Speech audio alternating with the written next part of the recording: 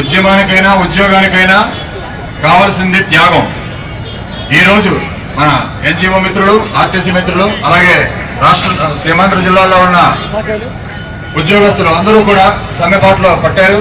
వారి యొక్క జీతాలు కానీ సర్వీస్ కండిషన్స్ కానీ అన్నిటి కూడా త్యాగం చేస్తడం జరిగింది.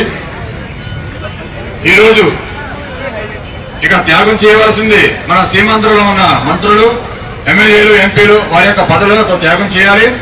లేనట్లయితే ఈరోజు ఈ వేదిక మీద మేము చెప్పేది ఏమిటంటే, మీరు కానీ ఈ పదవులకు త్యాగం చేయనట్లయితే ఈ ప్రజానీకం అంతా కూడా ఈ 13 సీమాంధ్ర జిల్లాల్లో మిమ్మల్ని త్యాగం చేస్తుంది. ఈ రోజు మీరు త్యాగం చేయనట్లయితే మేమంతా కూడా మిమ్మల్ని త్యాగం చేయడం జరుగుతుంది మిత్రులారా. అదేవిధంగా స్వాతంత్రోద్యమం తర్వాత ఇంత ఉవ్వెత్తున స్వచ్ఛందంగా వస్తున్న ఉద్యమం ఈ రోజు ఈ సమైక్యాంధ్ర ఉద్యమం. ఈ ఉద్యమంలో సీమాంధ్రలో ఉన్న 5.5 కోట్ల మంది ప్రజానీకం ఒకే తాటి మీద అందరూ కూడా సమైక్యంగా ఈ రాష్ట్రాన్ని ఉంచాలని కోరుతున్నారు.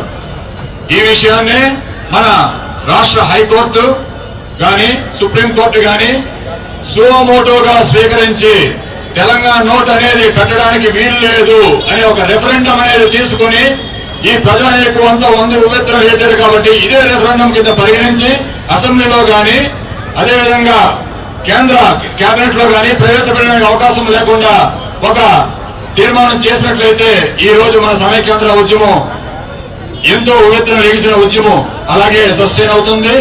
ఈ రోజు మన మిత్రులందరూ కూడా ఎంతో చక్కగా ఆర్గనైజ్ చేశారు. ఈ అవకాశాన్ని నాకు ఇచ్చిన మన మిత్రులందరికీ కూడా నేను ధన్యవాదాలు తెలుపుకుంటూ, ఒక్కసారి నేను తెలుగు జాతి అంటాను, మీరు అందరూ ఒక్కటే అని అనండి. తెలుగు జాతి, తెలుగు భాష, తెలుగు రాష్ట్రం ఒక్కటే ఒక్కటే, తెలుగు జాతి ఒక్కటే ఒక్కటే ఒక్కటే, తెలుగు భాష ఒక్కటే ఒక్కటే ఒక్కటే, తెలుగు రాష్ట్రం ఒక్కటే, తెలుగు రాష్ట్రం తెలుగు రాష్ట్రం తెలుగు రాష్ట్రం జై తెలుగు తల్లి, జై తెలుగు తల్లి, జై తెలుగు తల్లి, జై సమైక్యాంధ్ర.